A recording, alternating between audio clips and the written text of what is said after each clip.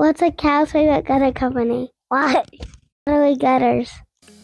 Hi, so we've had a secret. Over the last year, we have been working on a rebrand. What was our last name? And Aho can be hard to say or pronounce for people who are new to the name. We wanted to come up with something that was easier to pronounce and say, and we also wanted a name that would be big enough for the employees that are in the company. We're always looking for ways to grow the company for them personally and professionally. We don't want just dead-end jobs for them. We want to create careers that they can grow into. We wanted something that was fun and family-oriented so that we kind of bring that to our customers. We have 4 kids of our own. So that was something that we thought of like, what would kids think when they seen our car drive by or our vans drive by?